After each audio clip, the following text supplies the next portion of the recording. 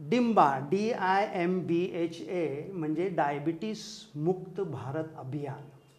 So STEM म्हणजे scanning, treatment, exercise, diet आणि mindset. आता जीवनशैलीचे आजार जसं डायबिटीज बरोबर ब्लड प्रेशर आहे, वाढलेलं वजन, स्थूलपणा आहे, थायरॉइड डिसीज आहे, PCOD स्त्रियांमध्ये दिसणारा हा त्रास आहे. असे अत्यावश्यक असे 30 रिपोर्ट आपण विदिन 10 मिनिट्स करतो आणि या रिपोर्टनुसार मग आपलं हे लोकेशन ठरतं. A म्हणजे नॉर्मल, B म्हणजे ओव्हरवेट, C म्हणजे प्री डायबिटीस आणि D म्हणजे डायबिटीस. आणि मग ह्या लोकेशनप्रमाणे STEM प्रोग्राम आपण त्यांना सांगतो, समजावून सांगतो आणि मग याच्यातनं आपल्याला 2 गोष्टी करता येतात. प्रिव्हेन्शन पण करता येतं आणि रिव्हर्सल पण करता येतं.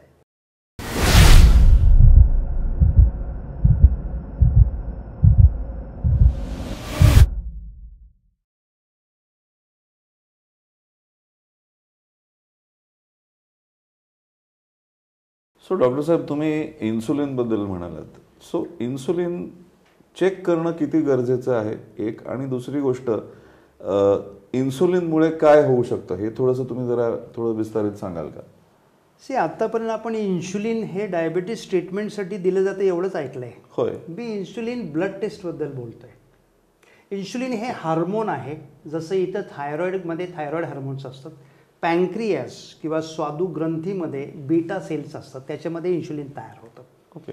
आता हे इन्शुलिन का तयार होतं, तर तुम्ही जे काही अन्न म्हणून खाता, आपण जे अन्न खातो त्याच्यामध्ये carbohydrate, protein, fat, vitamin, minerals असतात.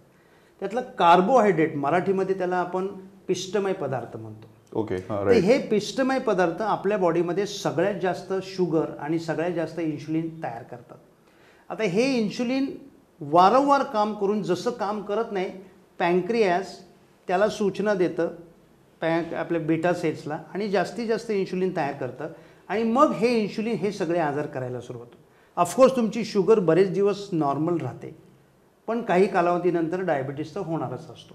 आता हे वाढलेले इन्शुलिन चेक खात्रीने करण्याचा एकमेव मार्ग आहे उपाशी पोटी आणि जेवण करून 2 तासांनी रक्ताची तपासणी करायची. ओके. पण हे तुम्ही म्हणालात ना की इन्सुलिन चेक करायचं, ते काय किंवा न बघता आपण आपल्याला कळता येतं का की इन्सुलिन आहे किंवा नाही आहे, जास्त आहे किंवा कमी आहे?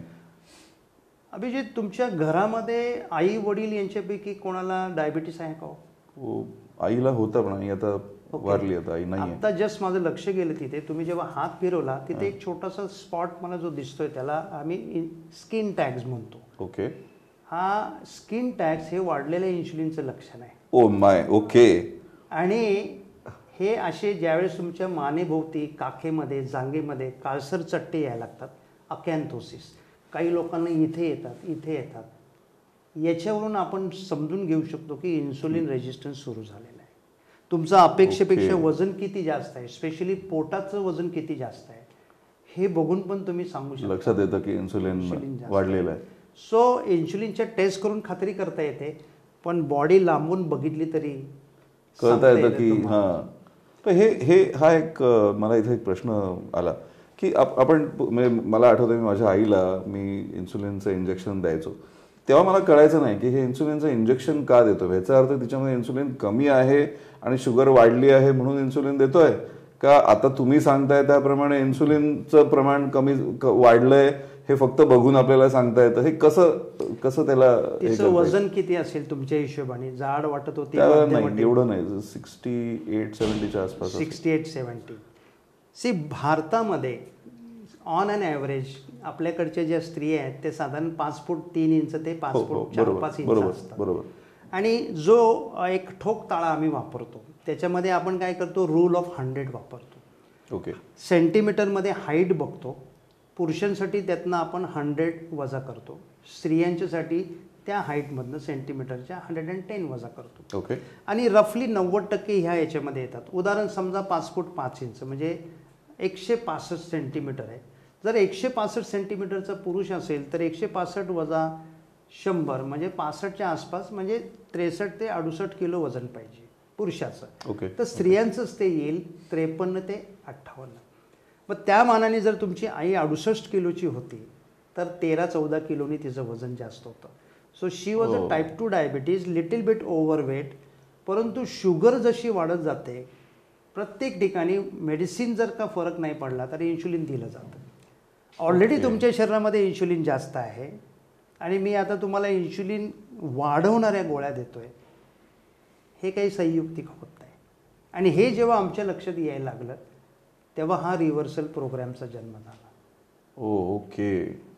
मग मग आता मला सांगा की मग त्याच्यासाठी आता मी असं ऐकलंय की चालणं गरजेचं आहे, तुम्ही चालायला पाहिजे, त्याच्याशिवाय तुमचं हे होत नाही. पण चालण्याने तुमचे फॅट्स नाही कमी होत असं मला वाटतं, राईट? आणि चालण्याने तुमचा कंट्रोल राहतो, म्हणजे परत ते कंट्रोलवरती आलं, मग त्याच्यामध्ये रिव्हर्सल असं काही होतच नाही. मग त्याच्यासाठी तुम्ही काय एक्सरसाइजेस सजेस्ट करता किंवा काय एक्सरसाइजेस आहेत? आता आपण हा जेव्हा प्रोग्राम एस्टेडेम केला, scanning treatment exercise, so he for exercise, right, आपण सुद्धा एक्सरसाइज देतो. ओके. परंतु एक्सरसाइजनी इन्शुलिन नाही कमी होत, राईट, ऑब्व्हियसली. तुमचं इन्शुलिन वाढण्याचं कारण जेवण आहे. ज्यावेळेस तुम्ही जेवण घेणार नाही, नैसर्गिक तुमचं इन्शुलिन कमी होतं, म्हणून फास्टिंग इन्शुलिन कमी असतं. सो एक्सरसाइजनी काय होणार आहे की तुमची एक आनंदी वृत्ती राहते, फिटनेस राहतो, फॅटनेस नाही कमी होत. ओके. आणि काही लोक आम्ही बघितलेत की ते दिवसभर काही खात राहतात आणि मग अर्धा तास व्यायाम केला, 1 तास व्यायाम केला, जिममध्ये गेलो, यांनी काय होतं, टेम्पररी फक्त त्यांचं वजन कमी होतं 1-2 किलो. पण जितकं तुम्ही एक्सरसाइज जास्त कराल काय होत असतं, भूक जास्त लागते, राईट. भूक जास्त लागल्यानंतर तुम्ही काय करणार, जे आहे ते खाणार. आणि युजली आपल्याकडे जे डाएट असतं ना, अशा वेळेमध्ये हे सगळं बेकरी प्रॉडक्ट्स, रिफाईंड कार्बोहायड्रेट आणि सगळं शुगरी डाएट असतं आणि त्याच्याने हे आजार वाढतो. राईट. ओके. सो तुम्ही आतापर्यंत स्कॅनिंग सांगितलं, ट्रीटमेंट सांगितलं, तर एक्सरसाइज सांगितलीत, राईट? सो सगळ्यात मुद्दा म्हणजे सगळ्यात महत्त्वाचा मुद्दा जो लोकांना ऐकायला आवडेल तो म्हणजे डाएट. बरोबर आहे. आणि डाएटवरती माझे भरपूर प्रश्न आहेत. ओके. सो डाएटमध्ये आपण मला सांगितलं जातं की तुम्ही नॉनव्हेज नाही खायचं, मग तुम्ही रेड मीट नका खाऊ, मग जास्त बेकरी प्रोडक्ट्स तुम्ही खाऊ नका, राईट? सो हे मला हा प्रश्न पडतो कधी कधी की हे सगळं न खाऊन मग उपाशी राहण्याने काही शुगर कमी येते का? सो थोडंसं तुम्ही डिटेलमध्ये सांगा तर बरं, कारण हे खूप इंटरेस्टिंग झालं. अभिजित, तुम्ही फार महत्त्वाचा एक प्रश्न विचारला. दर्शकांसाठी मी दाखवेल की डॉक्टर जेसन फंग यांचं द डायबिटीज कोड हे पुस्तक इतकं छान आहे आणि ज्यांना अजून भरपूर माहिती घ्यायची त्यांनी हे पुस्तक जरूर वाचावं. आणि या पुस्तकातलं जे काही सायंटिफिक नॉलेज ह्याच्यात घेऊन आम्ही एक सुंदर अशी इंद्रधनुष थाळी तयार केलेली आहे. वाव. बघा नाव कसं आहे, इंद्रधनुष, आणि मी त्याला शतायुषी म्हणतो. बर. इंद्रधनुष्यामध्ये जसे 7 रंग आहेत, आम्ही वेगवेगळ्या प्रकारचे आहार तुम्हाला त्याच्यामध्ये देतो. सो पहिली गोष्ट, इथे जो आहार आहे तो तुमच्या लायकिंग प्रमाणे आम्ही देतो. आता काही लोक व्हेजिटेरियन असतात, त्यांना आम्ही व्हेजिटेरियन डाएट देणार. काही लोक नॉन व्हेजिटेरियन असतात, काही एगेटेरियन असतात, म्हणजे फक्त अंडी खातात.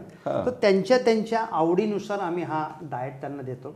हा टेस्टी आहे, पोटभर आहे. बऱ्याच लोकांचा गैरसमज आहे, माझं वजन वाढलंय, शुगर वाढली, मग आता मी फार निम्मच खायला पाहिजे. अजिबात नाही. हा इम्युनिटी बुस्टिंग करणार आहे, म्हणजे तुमची प्रतिकारशक्ती वाढवतो आणि याच्यामध्ये व्हरायटीला खूप वाव आहे. त्याच्यामुळे तुम्ही तो 12ही महिने आयुष्यभर सुद्धा खाऊ शकता. इंद्रधनुष शतायुषी थाळी.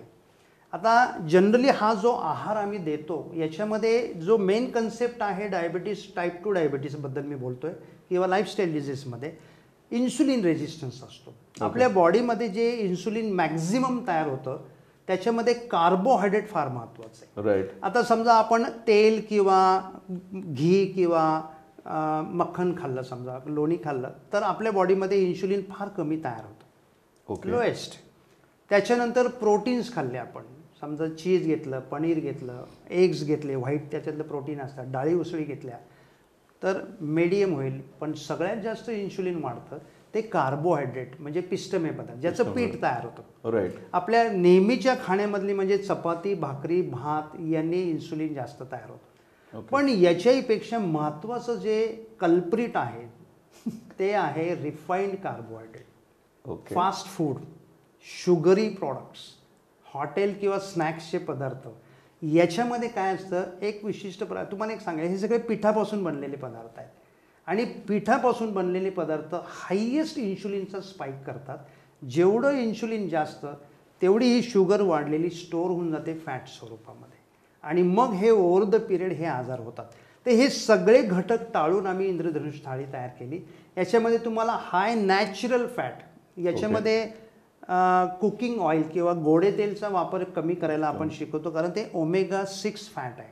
हे शरीराला थोडंसं घातक आहे आणि याच्यातनं वनस्पती तेल तर अजून जास्त आहे, वनस्पती घी तर अजून जास्त आहे, तो आपण अवॉइड करतो. म्हणून बेकरी प्रोडक्ट्स आपण सांगतो की जितके तुम्हाला कमी खाता येईल तेवढे कमी खा, गरज नसेल तर खाऊ नका. आणि या सगळ्या सवयी लहान मुलांना लागणार आहेत, म्हणून त्याची काळजी घ्या. त्याच्यानंतर वारंवार खाणं म्हणजे वारंवार इन्शुलिन तयार करणं. भारताचा आणि जगाचा जरी इतिहास बघितला तर आपली ही बॉडी 2 नाही तर 3 वेळा खाण्यासाठी तयार केली. बरोबर. आता आपण उठल्यापासून चहा पितो, चहा झाले की थोड्या वेळाने त्याच्यावर काहीतरी आजकाल बिस्किट ब्रेड्स असतात, टोस्ट असतात, मग 1-2 तासांनी नाश्ता करतो. आपला महाराष्ट्रीयन नाश्ता काय असतो? पोहे, उपीट, शिरा, इडली.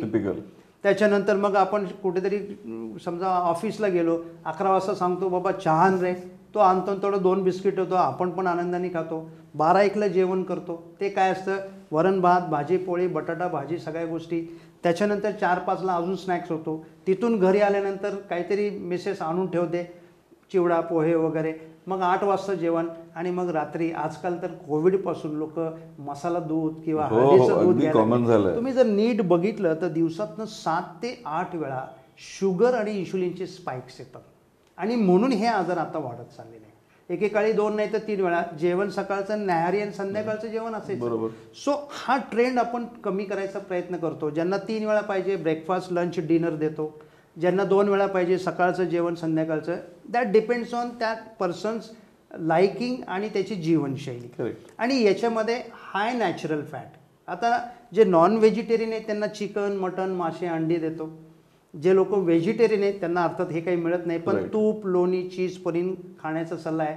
डाळी, उसळी, नट्स आहेत, दाणे आहेत आपल्याकडे, शेंगदाणा, काजू, बदाम असे प्रकार आहेत. याच्याबरोबर भाज्या सगळ्या देतो, कोशिंबीर देतो, सॅलड देतो, ऑफकोर्स भाकरी, चपाती जे पाहिजे ते देतो आणि फळंसुद्धा देतो. युजली सिट्रस म्हणजे आंबट गोड फळं देतो, यातनं व्हिटॅमिन सी देतो. तर बघा तुम्ही हे सगळ्या गोष्टी जर तुम्ही नीट घेतल्या तर तुम्हाला टेस्ट पण तुमची भागते, व्हरायटी पण मिळते, सीझनल भाज्या मिळतात, नॅचरल फूड्स मिळतात. रिफाईंड कार्बोहायड्रेट, रिफाईंड ऑइल मात्र आपण टाळतो. त्याचा फायदा हा त्यांच्या आयुष्यामध्ये आपल्याला दिसतो. ओके. मग ते म्हणजे मला बरेच जण म्हणतात की जे जे ज्यांना शुगर असते त्यांना की खूप क्रेविंग होतं शुगर खायचं. आय मीन काहीतरी खायचं क्रेविंग होतं, मग त्यांना अडवता येत नाही, त्यांना एकदम तो हे होतं.